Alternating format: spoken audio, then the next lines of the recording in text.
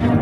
I thought it was unbelievably divisive budget, class war budget. 4. If growth then starts to disappoint, or indeed if inflation proves stubborn and interest rates don't fall that much or not as much as the markets expect, then this debt problem is going to come back more to the fore. 3. There is no one around Rachel Reeves who really gets in their fingers and thumbs and bones financial markets. 2. The basic issue is we have an economic establishment in this country that believes in Keynesianism, it believes in more spending. 1. We have liftoff. Welcome once again to Planet Normal, the Telegraph podcast with Allison Pearson. Hello. And me, Liam Halligan. Well, here we are, co-pilots, a Planet Normal budget special. Chancellor Rachel Reeves was up on her feet in the House of Commons on Wednesday afternoon, delivering a budget statement that took 1 hour and 17 minutes. The centrepiece of this first Labour budget for 14 years, and the first delivered by a woman, of course, a £40 billion tax rise and a lot more cash for the NHS. Total tax rises, the main part of which is a massive £25 billion annual increase in employer national insurance contributions. It increases tax revenues by around 3 to 4%, a very chunky rise indeed. And as well as this tax on jobs, firms, particularly small firms, are also going to have to absorb inflation-busting rises in the minimum wage, up 6.7% to £12.21, while increasing more than 16% for 18 to 20-year-olds to £10 an hour. There was some good news, Allison. Motorists have been spared a hike in fuel duty, and high street retailers may be given some kind of stay of execution on the crippling tax which is business rates. We've got 2 fabulous guests lined up. Yes, we've expanded the Planet Normal cockpit for this budget special, even though you have been shrinking in recent months. But before we come to that, tell us briefly why in Wednesday's Telegraph you said you preferred Kemi Badenoch to Robert Jenrick to be the next Tory leader. Well, talking of that, before I go into explaining that decision, this first woman chancellor thing, which Rachel is clearly absolutely cock-a-hoop about, really, really irritates me because we've had 3... It should have been you. Certainly not me, although I mean, you're well qualified now. Given the competition, I'm now well qualified. But we have had 3 women First Lords of the Treasury, have we not? And they've all been Conservative. Oh, this sounds like Velma stat. OK. No, we've had 3 women Prime Ministers and none of them are Labour. And I honestly, Liam, I could not care whether the Chancellor is a woman or a man, but an ability to add up and not tell lies would be really preferable. Yeah, I did come out finally for in the Jenrick-Badenoch standoff. And you and I, we've talked about it a lot, haven't we? I think Rob has run a really impressive campaign. I like a lot of his strong stances on immigration, leaving the ECHR. I think he, is very patriotic, very, very sound on many things. I think it's purely that every day of this Labour government that passes, I'm plunged more into despond. And I'm just purely taking the decision on who should be the Tory leader based on who I think would have the biggest chance of cutting through with the public. And as we know, the leader of the opposition, it's a rather thankless gig, isn't it? So who is going to capture some headlines? Who might, ignite the public imagination? And listeners, if you haven't seen, Planet Normal listeners could go and look up Kemi's marvellous lecture in the chamber to Angela Rayner on what her job would hold. Absolutely fantastic. And on the Women in Equality Select That's why Committee. she took that shadow housing brief, so she could specifically square off against Ange at the dispatch box. It was I was going to say masterclass. Maybe we'd have to call it a mistress class. It was absolutely, and Ange sat there in her usual gormless, what she said now. And then also on the Women and Equality Select Committee, where Kemi has been absolutely staunch and resolute, and a lot of people, even amongst the Tory ranks, have been dreadful on women's spaces and on gender neutrality and so on. And there's a particular select committee where a Labour MP called Kate Osmond made the very grievous error of accusing Kemi of having called trans a disease. And she went for her. And it was phenomenal. She cheers me up because she holds many of my dearly held conservative principles. And she's not afraid of the media, Liam. She's not going to be, somebody said something to the other day and she said, why would I care what they were writing in The Guardian? They'll never like anything I say. I thought that is the attitude. So it's box office. It's getting some bums on seats. It's the fact that the Conservatives are in a very poor way, and also mainly because I think she'll actually knock 9 bells out of Keir Starmer, the stuffed owl sitting there. Oh, absolutely horrendous. So I think we need a... What you mean. Yeah, I think it's like a sort of milk pudding, isn't it? But I think we need a fiery performer, and you agree, don't you? Broadly. Yeah, I mean, it's no secret in the Westminster Village that I know Kemi very well. I've known her husband for many years. They are my constituent. Oh, she is my constituent MP, as indeed she is mine. Now yours after you followed me to live in the same hometown as me. I know. Another story. I do think, like you, she's box office. I do think her best asset is her courage. I think she's a work in progress as a politician.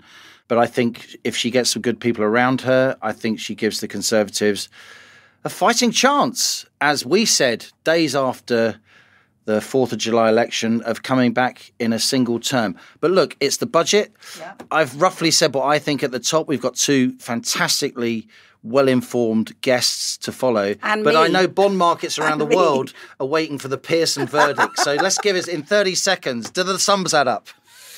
I thought it was unbelievably divisive budget, class war budget, punishing the productive. It's skivers up, strivers down. I was disgusted by it. And if we only have to look back. I mean, I know politicians aren't entirely forthcoming with the actuality, but this is ridiculous. Alan Clark's. Rachel Reeves, 28th of May. Labour policy will be, here we go, fully funded and fully costed. No ifs, no ands, no buts. No additional tax rises. How long ago is that?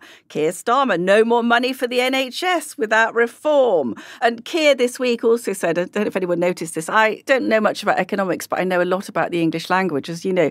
And he said the budget will embrace the harsh light of fiscal reality. You can't embrace the harsh light of fiscal reality. I thought it was a deeply deceitful piece of work. And I think God help anyone trying to run a small business, because they got a double whammy. The living wage going up. Should we have a quick Velma stat? No, Shaggy. Okay. That's a Scooby-Doo impression. Okay, so in 2020, the minimum wage was £8.72 an hour. It's now, thanks to Rachel, £12.21 an hour. That is a 40% increase in 4 years. And the danger is it's inflationary. Nobody begrudges anyone a decent wage.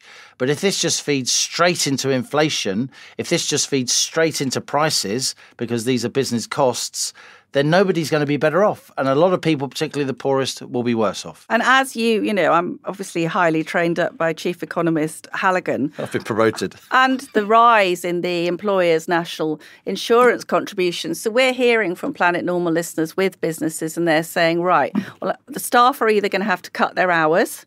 I'm not going to be taking more people on. There won't be any pay rises. So Rachel Reeves is claiming that she's going to, this move, the rise in the increase in the employer's national insurance contribution, will make $25 billion a year. Well, it won't after all the side effects have been felt, will it? Am I right? I think there's something in that. It's the secondary effects of a national insurance increase, because, of course, firms can't just conjure up money out of anywhere, and it means workers get lower wage rises and there's less investment by those firms, so you get lower overall growth. That was the centrepiece of the budget, that increase in employer national insurance to 15% from 13.8%. Now let's introduce our first Planet Normal stowaway for this week. He is Dr. Gerard Lyons, and he's a rare thing. He's a PhD economist who actually speaks like a real human being. Former economic advisor to Boris Johnson when he was Mayor of London, Gerard for many years worked at Standard Chartered in many senior roles. He now works for Net Wealth, a London-based wealth management service, and is a senior fellow at the Centre for Policy Studies, which I suggest in opposition is going to be a very, very influential think tank for the Conservative Party, as indeed it was in the mid-1970s when it was frequented by someone called Keith Joseph. Gerard writes regularly in The Telegraph and elsewhere. He also co-authored a book once, with me no less, called Clean Brexit. Gerard, great to have you with us here on Planet Normal. Liam, it's great to be on. Thank you for inviting me. Now, you've heard the words of wisdom from myself and Allison Pearson. You are a really seasoned budget watcher. I mean, we're good friends, but I think it's an objective statement of fact that you have a very, very good forecasting record over many years. I think you were one of the young city economists who Nigel Lawson once called a teenage scribbler. But anyway, that's for another day.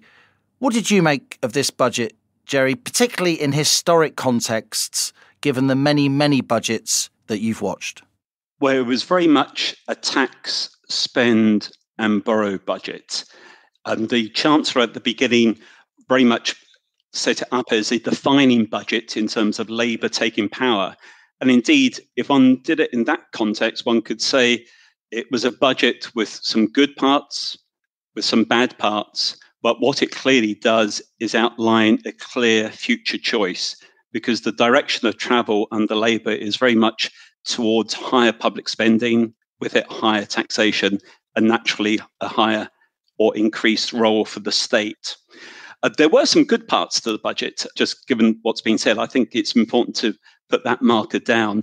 The UK is, as the Chancellor correctly pointed out, a low investment economy. And therefore, the Chancellor very much talked about addressing that problem through the eyes of public investment, and in particular, research and development being boosted. So that should be welcomed. The challenge, of course, is whether that crowds in private sector investment or whether it crowds it out. And many of the measures that were outlined in the budget will undoubtedly add to employment costs and, as you've touched on, add to the burden facing many small and medium-sized firms. So it was a budget that is, in the eyes of the market, not really addressing the debt and borrowing issue. For the moment, it actually stabilizes that situation. But financial markets, just to conclude here, financial markets, in my view, are moving from a focus on inflation in recent years to a current focus on growth. Hence, the markets will welcome some of the growth-enhancing aspects of today's budget. But the markets will, in coming years, very much move to a focus on debt. So from inflation to growth to debt. And I think the challenge is that even after today's measures, even with tax rising significantly, we still have debt levels remaining incredibly high in the UK. On the existing measure of debt doesn't fall too much. It's 98.4% now, and it's 97.1% in 6 years' time, if her forecasts are correct. But even on the new definition of the deficit that includes some of the assets that the Chancellor unveiled today, debt remains very high. So a tax, borrow and spend budget. Rachel Reeves was talking about growth, but the growth that she was reading out, I think, from the OBR looked very anemic. I mean, she's even talking about like 1.5%, not this year, but in the coming years. I mean, that's pitiful, isn't it, given what we need to do? Yeah, absolutely. And that indeed explains why debt still remains very high, even at the end of this decade. The UK economy hasn't really recovered fully from the 2008 global financial crisis. Before that crisis, the trend rate of growth was over 2.5%. In the 20 years before 2008, we'd grown closer to 2.75%, which meant that in real terms, the economy doubled in size every 26 years or so. Nowadays, the economy is doubling in size closer to sort of 55 to 60 years. In real terms, that's a big, big difference, and expectations haven't really changed. Now, the OBR, the official forecaster, to their credit, back in March at the time of Chancellor Hunt's budget, were different to the market consensus in predicting a solid rebounding growth this year and next. Then they were predicting growth of 0.8% this year and 1.9% next. And growth has actually turned out to be as the OBR had expected, despite confidence being dented in recent months. Today, the OBR's new forecast is much more in line with consensus. It's 1.1% growth for this year, up to 2% next year. But then it starts to stabilize around 1.5%, which is not enough to really start to make inroads into that overhang of debt. Also, importantly, in one of their graphs in their document that came out this afternoon, I think it was graph 3.3, the OBR points to investment not necessarily crowding, public investment not necessarily crowding in the private sector, as the Chancellor mentioned in her speech, But because of the plethora of other changes, taxes and regulations, etc., it might actually start to crowd out some of the private sector. And indeed, the participation rate, the number of people in work, is now expected to fall slightly by 0.1%. Small, but still meaningful change compared with what was expected in March. So the point is that the Chancellor was very much standing up there, pointing to the need to address weak investment and low investment, and hoping that will galvanise the private sector. But because of all these other changes on the tax side, it's by no means clear-cut that the private sector will actually buy into this. And that's the real challenge. And that means that when one looks further ahead, not only is growth not really strong enough, but also after today's forecast, the OBR is expecting inflation to be slightly higher than the 2% inflation target, which in the eyes of the market will mean that the Bank of England might not be able to cut interest rates as much as the markets previously hoped for. I think it is worth, as you say, Jerry, highlighting one or two things that weren't as bad as they could have been. Quite a bit of expectations management going on by Treasury press honchos in recent days, giving out briefings of fiscal horror stories, and then when they're not so bad, people feel good. So fuel duty's been frozen for another year. That's a reprieve for motorists. We've got 40% relief on business rates for leisure and hospitality industry for the next 2 fiscal years, 2025 and 2026. Corporation tax kept at 25% plus full expensing for this Parliament. Of course, a Tory policy, which Labour raised some hell about at the time. I'm just getting my sort of arms and head around the big picture of this budget. And the big picture seems to me it's a £40 billion tax rise annually, but it's a £70 billion spending rise. So it's a £30 billion increase in borrowing every single year.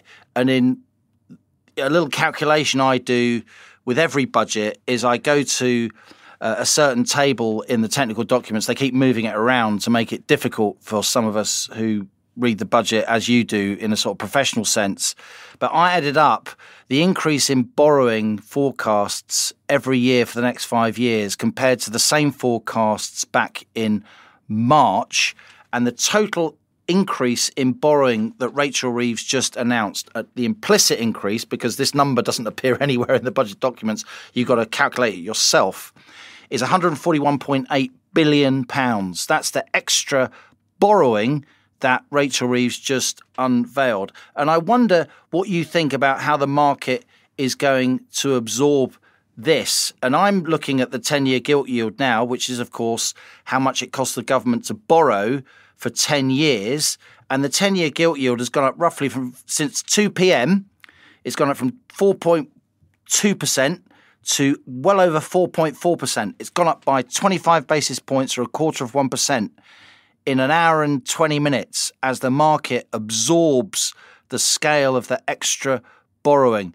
You have advised trading desks for a living for many, many years, and you're very good at it. What would you be advising them now? Yeah, well, actually, let me answer it this way. I was in Asia a couple of weeks ago, and one of the big issues was about the future fiscal dynamics in the UK. And obviously, investors and people there had the imminent today's budget in mind. But let's go through it. The table you went to was also the very first table I went to, and I think I added up exactly the same numbers as you did. But let's look at it in addition. The net fiscal boost, that is taking into account the tax and spending changes, is, including this fiscal year and up to 2029 to 30, a massive £208 billion. So there's a net addition to the economy of £208 billion over that period from the public sector. That includes taxes, which by 29-30 are going to be £41.2 billion higher. And it includes spending peaking in terms of an increase by 2029 at £78.9 billion higher and £75 billion by the end of this decade. So let me just put that in context, Jerry, if I will, so we can take all the listeners with us. Yes. You're talking about boosts over a number of years, but just to put that in context, in a single year, the British government spends about £1.2 trillion. That's 1,200 billion pounds. Let me be clear. Sorry to interrupt. By 2029 to 30, in that particular year, it will be £75 billion more spending. Okay. In that particular year, it will be £41 billion more taxes. Yeah. And in 2029, it will be £33 billion net. So the share of public spending is going to be even higher than previously forecast in March. In March, under Chancellor Hunt, public spending was going to go up to 42.5% as a proportion of the economy. Now it's going up to 44.6%. Wow. And I think it comes back to two real issues here. One, you asked about the historic context of this budget. And after the 1992 election, a long time ago, devaluation was on the agenda, whoever won that election. That's the currency getting weaker. Yeah. And that was September 1992, the pound had to leave the old ERM.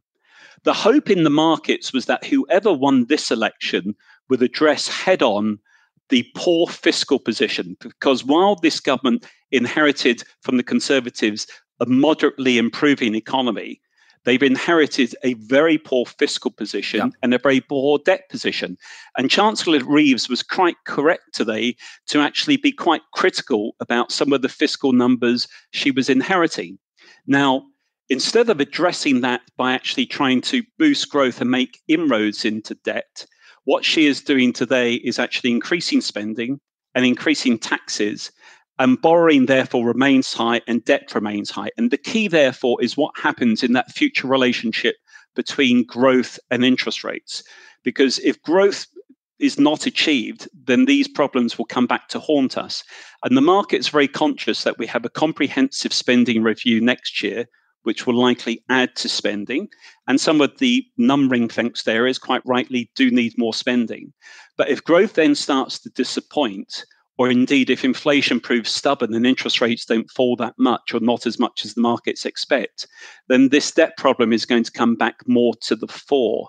So that's the sort of context in which one really needs to be judging this budget. And the other issue I was going to mention is our terms of reference. The UK needs to be competitive, not just to deliver higher wages, higher productivity, higher growth for people living here, but to be attractive for inward investment. And our term of reference, therefore, needs to not be the Western European economies who are floundering, but it needs to be the Indo-Pacific, which is looking at America all the way through East Asia over towards India. So we need to become more competitive. Now, the Chancellor, as I say, was quite right to address head-on the need to boost public investment and to boost R&D. But the challenge is those other areas that are left hanging as a result of today's budget. Jerry, she kept talking about these tough choices, but it seems to me that the actual tough choices would be about slashing that vast amount of state spending you're outlining. For example, she's given the NHS another £22.8 billion over 2 years and says that this is going to yield 2% improved productivity, which again, they said that they weren't going to throw money at the NHS without reform. It strikes me as a layperson, albeit a highly trained economist's apprentice on the Planet Normal rocket, that what we're seeing is the private sector being stuffed and a form of sort of socialism being smuggled in. And can I also ask you, for the benefit of listeners who, like me, are not familiar with this stuff, what does she mean by these new debt rules whereby she suddenly conjures up 50 billion quid to splash around on some of her favourite causes? Great. Let's take each of those in turn. First, in terms of the choices, when you have a debt picture like this, you have effectively 5 options. It doesn't mean that you only do one of those options. You can do a multitude. And the 5 options are grow the economy, reform public services, increase taxation, curb spending, or borrow. Now, the ideal outcome is to grow the economy and to reform. What we have had today, though, is more taxing, not austerity, but increased spending, and therefore increased borrowing. If you increase spending and the economy underperforms, then you basically have to raise taxes or you have to borrow more. That's the reality. So ideally, if the Chancellor was to be proved successful, is not only achieving the growth numbers that the OBR has outlined today, but growth turns out to be even better than expected. So you have those choices ahead of you. In terms of the actual definition of debt, it doesn't really matter how you define debt. At the end of the day, your liabilities and your deficits have to be paid. Now, what the Chancellor has done is move towards what's called a balance sheet approach. I think it's quite sensible, but she's only gone half the way that I expected her or had hoped she would go to. The argument is this, that if the government borrows, it's borrowing for a reason. And if it borrows for a reason, it's going to invest. And if it invests, then that builds up a future asset. So if you have a balance sheet approach, you're balancing some of those assets against your liabilities to have a better measure. But if you want to have all the liabilities included, that's including unfunded pension liabilities, it included PFI contracts, then you go to a full balance sheet called public sector net worth. But she didn't do that. What she's done is something in between called public sector net financial liabilities. And the markets are a bit skeptical because they think this is just the stepping stone to allow the Chancellor more room to actually borrow for public investment. And as welcome as that public investment is, the reality is that you still need to fund it by selling gilts to not only the domestic investors, but also to the international community. So it doesn't, coming back to your question, it's an attempt to actually have a broader picture to include assets as well as liabilities. If you go the full step, then it should allow the markets to actually say it's not just about the quantity of spending, it's the quality of spending. So cut out spending in these areas that don't deliver anything. But what we actually have is a halfway house, but it doesn't get away from the fact that you need the growth and you need the interest rate picture there, and you need the confidence there to actually encourage investors to come in and buy UK debt. So it doesn't get away from the challenge that when you spend more, you either have to tax more or you need to borrow more. Gerry Lyons, as ever, great to have you here with us. Thanks, Gerry. On Planet Normal. Thank you.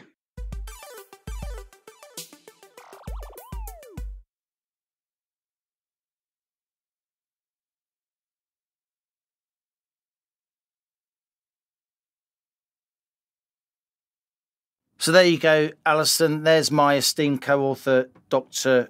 Gerard Lyons. I personally think the markets will ultimately take umbrage because what Rachel Reeves is doing is she's just redefining debt in an Excel spreadsheet, and the markets still have to absorb the same amount of debt or more, hundreds of billions of pounds more, whatever that money is actually used for. But now on to our second Planet Normal guest. Well, I was very impressed by your lightning mental arithmetic. That's what we rely on you for.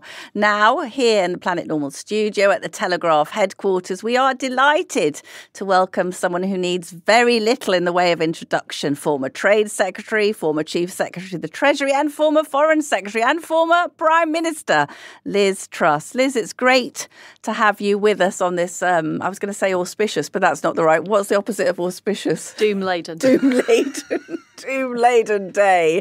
What did you make of it? Well, it was awful. It was an awful budget. It will accelerate the economic doom loop that Britain is already in.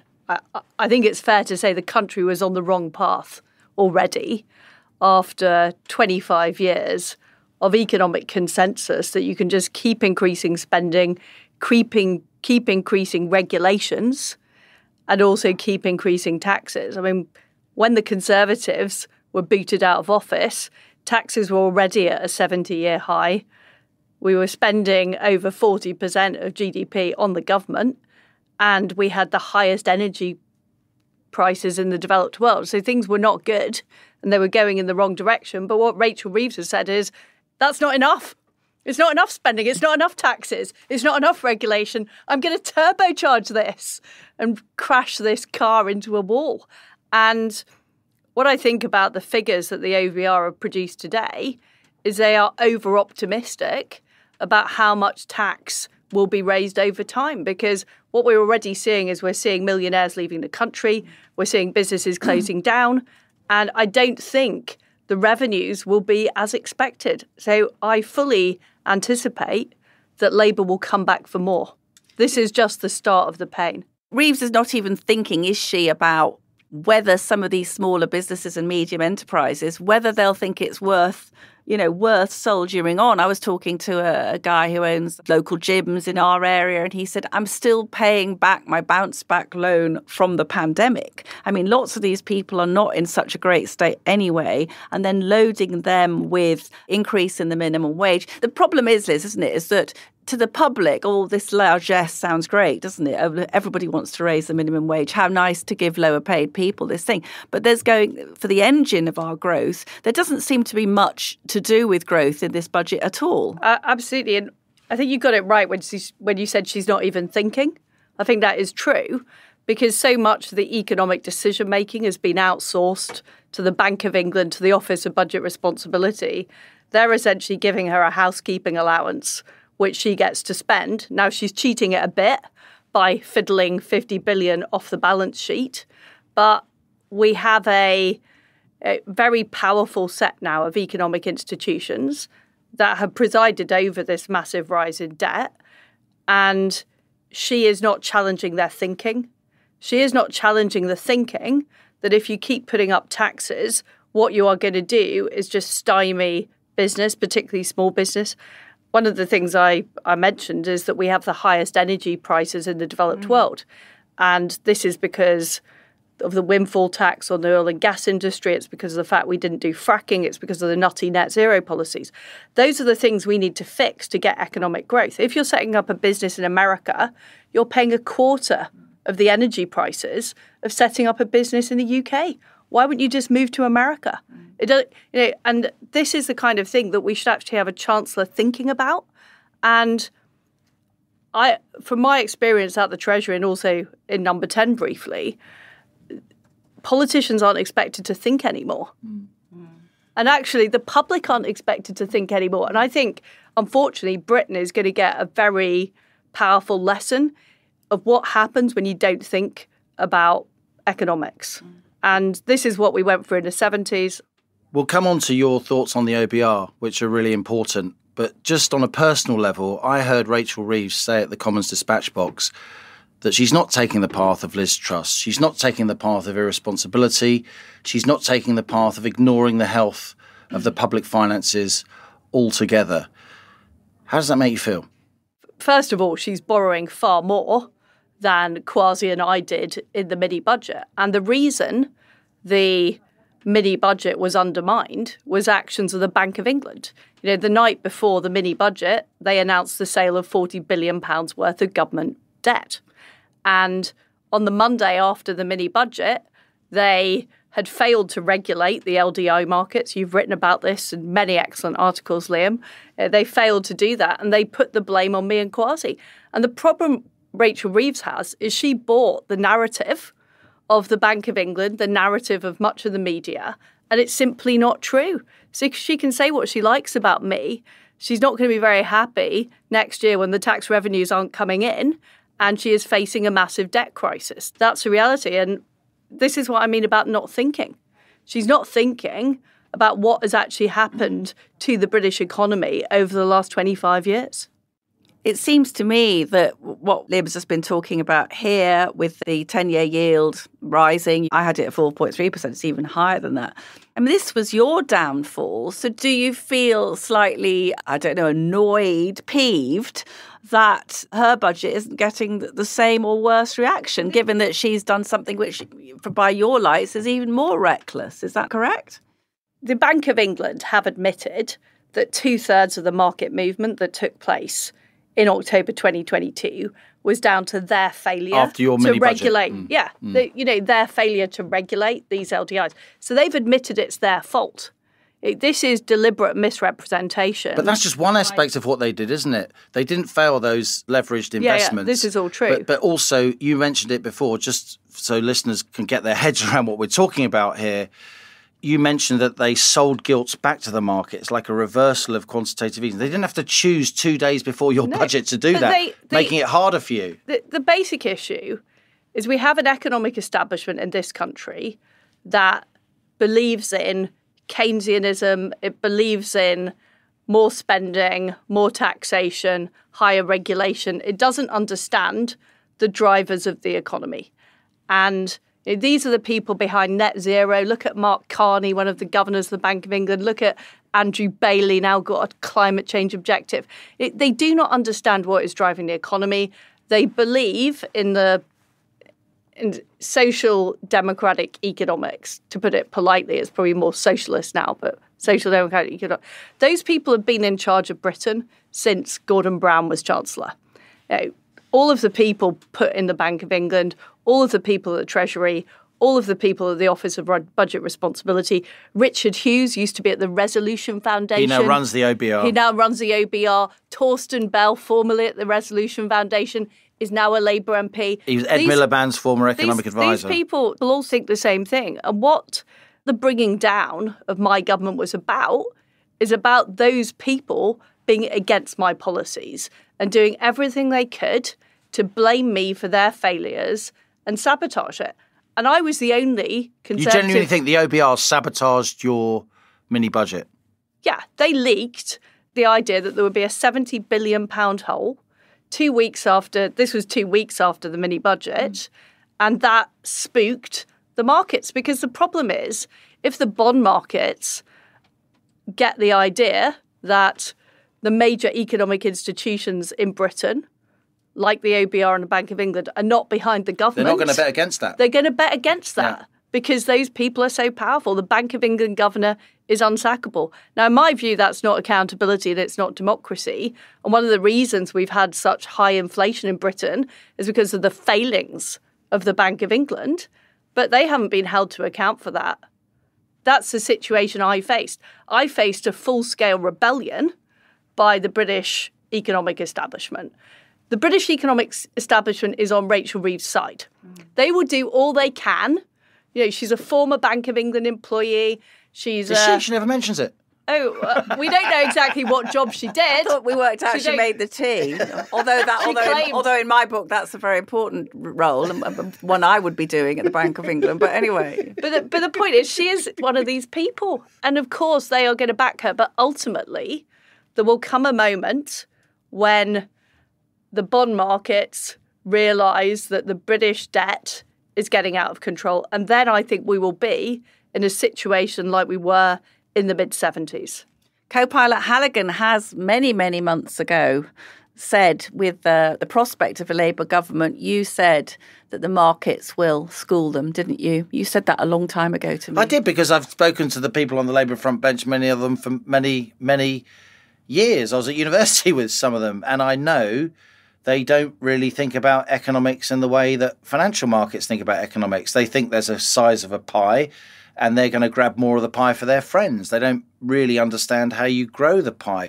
The markets in general are not they are for now, but the spasms on the market didn't happen until several weeks after your mini budget, did they? The CBI initially said this is great. The Institute of Directors... The spasms started on the Monday, which is when the LDI crisis came to light.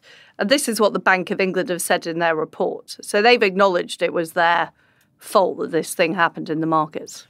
A lot of the people on the Labour front bench that I know, and I don't want our country to be run by a government that makes a mess. I actually think it's good for democracy if a Labour government makes a reasonable fist of being in office. It keeps the Tories on their toes. And I think we can all agree in this room that the Tories need to be kept on their toes from time to time, and even in principle. But my concern is that there's no one, and if there was, I would know them. There is no one around Rachel Reeves who really gets in their fingers and thumbs and bones financial markets. There's just a lot of ideological people who are playing like political parlour games. We're going to put a bit of money there and a bit of money there. They're not thinking about the bigger picture. And so I agree with you. But I don't think a lot of the media is thinking about the bigger picture either. I think we've lost all economic literacy across our political and media class compared to when I was growing up, when I was learning my trade as an economist. By the way, I should just say, I was thinking today that this doesn't feel like the honeymoon of a new government. It feels like they've been going, it feels like the fag end of a terrible, dying 10-year government to me. It just feels already I want them to be gone. And I think I'm not the only one looking at Starmer's ratings and so on. But what could, in theory, an incoming Tory leader do about the things that you describe so well, Liz,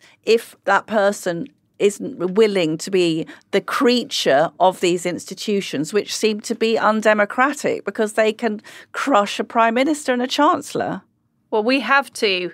This is what the Conservative Party really has to be talking about now. And actually, it's what Reform have to be talking about now as well. Because it's easy to just say Rachel Reeves is terrible. She doesn't understand anything. She's clueless. This is a disaster.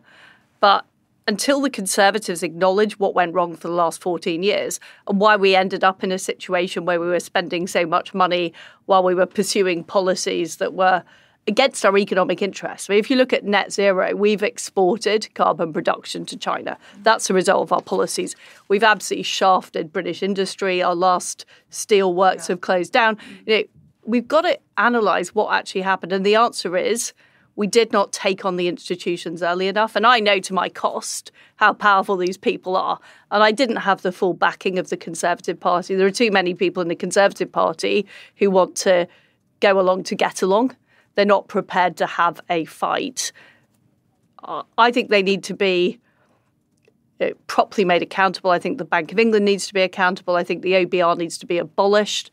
I think we've got the same problems with the Climate Change Committee, with the Migration Advisory Committee. Until politicians are actually able to make proper decisions, we will be run by the technocrats. And that is the way that the economic consensus has developed in Britain now is similar to what happened in the 60s and 70s. You had a consensus, you had Macmillan, you then had Heath, who briefly tried to change things and then turned out to be, and then you had Wilson. We're in Wilson. And then you had an IMF crisis. Callaghan. Then you We're have in Wilson Callaghan. You had an IMF crisis, didn't you? You had Britain's, what I call its economic suez. Britain was insolvent. Britain had to be rescued by the US because of the extent of our financial liabilities and the fact... Was that Dennis Healey going to the IMF? Yeah, the government cap in hand to the IMF. 1976. Indeed, so it was 2 years after they got elected. Indeed. And I think this is the biggest tax-raising budget since 1975. This is the as a share of GDP. the comparable budget to the 1975 Healey budget. And look what happened to them a year later. Just talking quickly about this net zero, which again no one seems to be thinking about. So at 11 p.m. We are co-pilot. 11 p.m. I think of nothing else. and my diet. At 11 p.m. on Tuesday night, the British electricity grid was drawing nearly a quarter of its power from overseas cables. And wind, Mr. Miliband's wind, was contributing a mere 6%. It's unsustainable, Liz, isn't it? I agree. I think there's a danger of blackouts. I think there's a question of which will come first, blackouts or a financial crisis. But those are the two things that are most, in my view, most likely to happen over the coming years. I agree with Liz. Look at this. I must be getting cleverer. You're not in the Commons at the moment, Liz. You're still obviously very much a public figure. You set up the Growth Commission, which continues to produce pretty incisive, widely respected reports under Shankar Singham, Doug McWilliams. You've got a group of, I think, 10 to 12 economists from around the world. But you are still a party member. What do you think about the future of your party if Kemi becomes the leader? Does that fill you with hope? I'm not backing either Kemi or Robert in this leadership election. I think the problem with the Conservative Party is much deeper than who the leader is. And there has to be a proper post-mortem of what went wrong right back to 1997. Because the Conservative Party adopted too much of the Blairite infrastructure, too much. We didn't challenge Blair when he was changing the Constitution, when he was... things like the Constitutional Reform Act, which changed the way judges were appointed. I think that's had a huge effect on our country.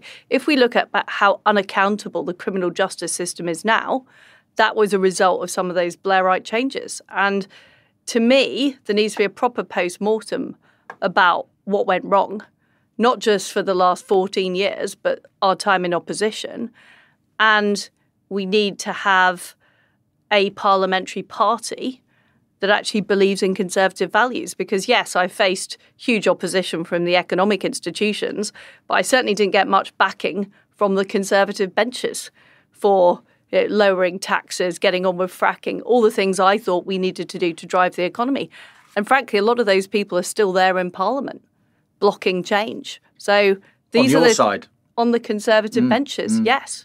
A lot of listeners and Telegraph readers have said to me, why do you think Rob and Kemi are not being more radical or more conservative? And I know for a fact that they are having to play to some of these people you describe, which is that, they can't say, this is what I do about NHS reform, because they'd frighten people on their own benches who should actually be supporting NHS reform, should they not? I agree. That's exactly what these people should be doing, but they're not doing it. And what I haven't seen in this leadership election, and I can understand for the MP stage, there is a certain amount of horse trading that goes on, but there has been the membership stage going on for a number of weeks. And surely that is the opportunity for the candidates to lay out the problems with the Conservative Parliamentary Party. They've already got through to the final. They're appealing to Conservative members now. And I have not seen enough of actually saying, why is it that we ended up with our worst results since 1834? Who's responsible for that? What policies were responsible for that? And that is the type of soul-searching I think Conservatives need to do pretty fast. Pretty fast being the operative words, Liz, because you could be, the country could be looking to the Conservatives to go back into office within one parliament if the kind of scenarios we're talking about. It could even be quicker than that. If there's a major financial crisis, the public will want to know that the Conservative Party have an economic policy to deal with that. And I haven't seen much discussion of economics in the Conservative leadership election. And we've been talking about how there's not enough economic discussion with the public. But there also doesn't seem to me to be that going on in the Conservative Party. I also think that I've got a sort of informal sweepstake going about when Mad Ed's first power cut is going to be. The clever money's on Christmas Day when everyone puts the turkey in the oven. But it's not a joke, really, is it? I bought myself a sort of very expensive backup electronic. I know you're laughing. People are telling me. I've just got candles in my house. The Pearson generator is now in. No, I haven't got the generator yet, but there are very senior people in the energy industry emailing us saying that they have been buying these backups and getting in stocks of wood and so on. It's not a joke, Liz. We could easily, if everything. I'm laughing because it's so bad. And what else do you do when I sat around the table for many years and we were talking about energy and not doing anything? And I've always been a big supporter of fracking, a big supporter of nuclear, but it wasn't just the politicians, it was the officials in the energy department who are more interested in tackling climate change and showing off to their international counterparts than they were in fixing Britain's energy supply. It's a very, very serious problem. It's also partly at the root of the growth problem. The average American is now £25,000, or the country is £25,000 per head better off than the average Brit. Yeah. £25,000.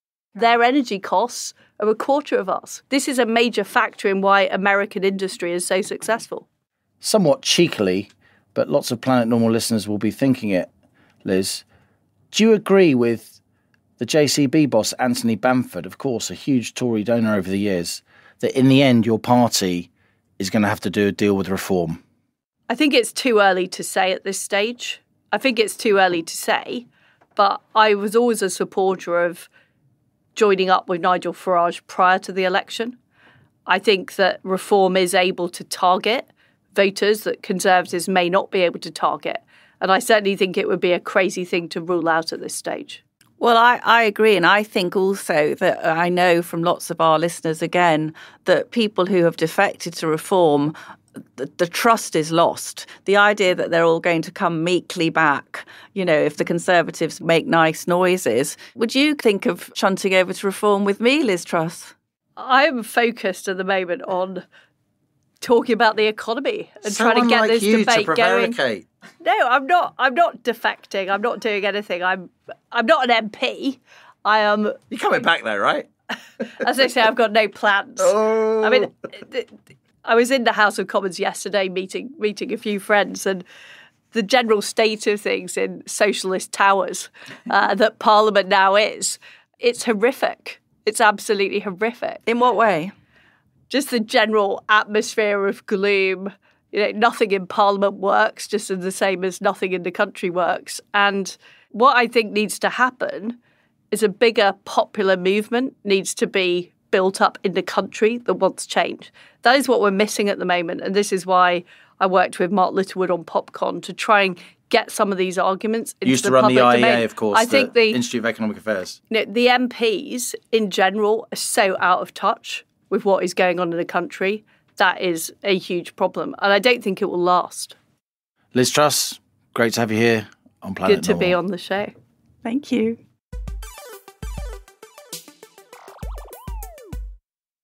Now on to our listener emails. Your messages sent to planetnormal@telegraph.co.uk. Please keep them coming. We learn so much from you, the citizens of Planet Normal. Russell says, so when Liz Truss pushed these bond yields to above 4%, the world went mad. The fact there is no fuss now implies the madness and derision that greeted Truss's mini-budget was manufactured, political, or both. And Saliman says, I have a small business. I've worked out that my wage bill will go up by £100 a week next year. The only way I can cover the inflation-busting wage increase is by increasing my prices and cutting down the hours of my staff. This budget will be a disaster for everyone. And this is from Wendy, and this refers to the withdrawal of winter fuel payment for many, many pensioners who aren't particularly well off. We should also say in the budget, because we haven't mentioned it so far, is that there's going to be inheritance tax on pensions that are transferred, a very, very important aspect, I'm sure, for many Telegraph listeners. So Wendy says, hello, Allison and Liam. Sir Keir seems to be having great difficulty in defining a working person. One example that he could give of someone who is not a working person is a retired person. Within weeks of coming to power, Labour's targeted non-working pensioners by cancelling the winter fuel allowance for the vast majority of them.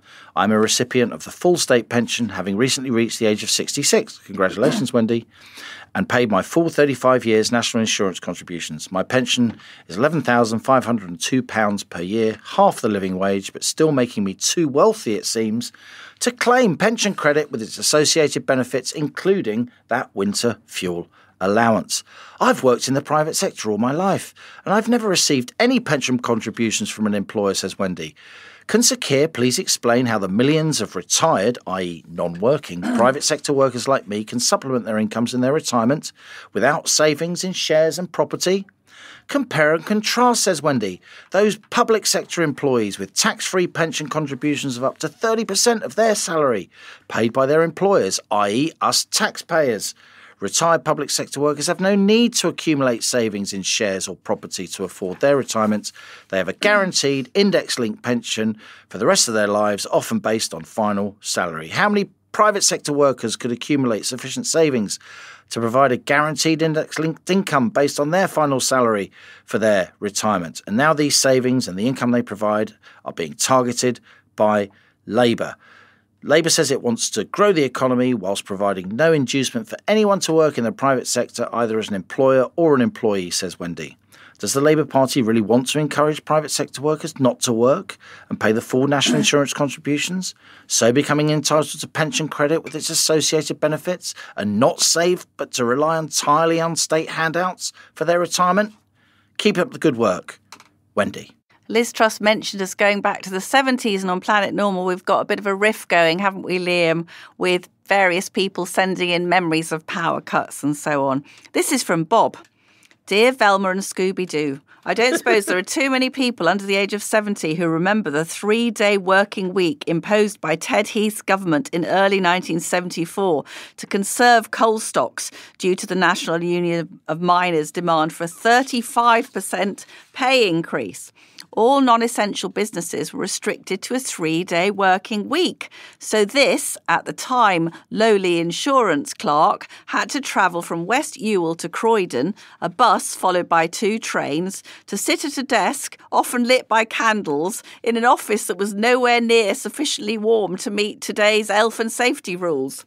Despite the inconvenience, says Bob, we managed to have some fun, most of which would have got us all fired in these politically correct days. It's worth pointing out that the women were just as bad. I bet they were, Bob.